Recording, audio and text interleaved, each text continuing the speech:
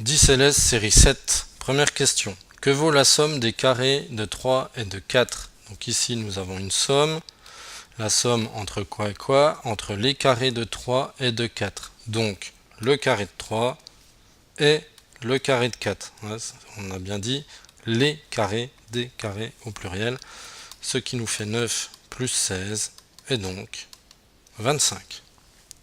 Deuxième question. 17 moins 7 fois 2 au carré. Priorité à la puissance, puis à la multiplication. On obtient donc 17 moins 7 fois 4, ce qui nous donne 17 moins 28. Attention, opération sur les nombres relatifs. 17 moins 28, c'est le moins du 28 qui gagne, puisque 28 est plus grand que 17. Résultat négatif, et la différence 11. Troisième question. Moins 3 à la puissance 4.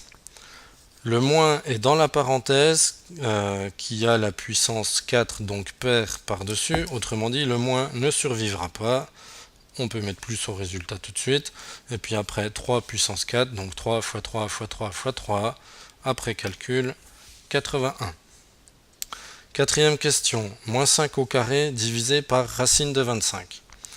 Donc, moins 5 au carré, puissance paire, le moins est dans la parenthèse. Donc le moins disparaît, 5 au carré, 25. Divisé par racine de 25, c'est 5. Et 25 divisé par 5 égale 5. Cinquième question. Trace la droite perpendiculaire à la droite F, donc petit f, passant par F le point. Donc pour ça, il faut ces instruments. Donc voici ma magnifique règle. Hop.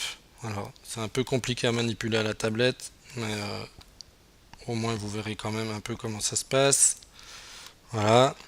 Là, je suis obligé de prolonger, parce que si j'imagine placer déjà mon équerre, le coin de l'équerre ne sera pas sur le trait qui est déjà tracé. Mais une droite étant censée être infinie, je peux prolonger. Donc, hop, je rallonge ma droite. Voilà. Je peux me débarrasser de ma règle, et puis je vais aller chercher l'équerre. Alors, l'équerre, elle est là. Hop là.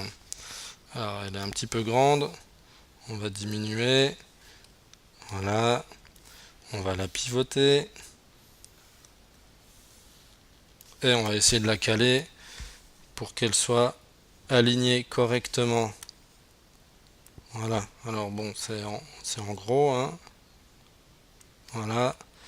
Donc il faut qu'un bord de l'équerre soit aligné sur la droite, l'autre bord doit passer par le point F.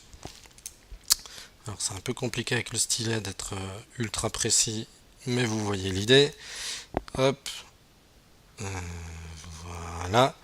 Et ensuite, je prends à nouveau le crayon, je me place le long de l'équerre et je trace ma perpendiculaire.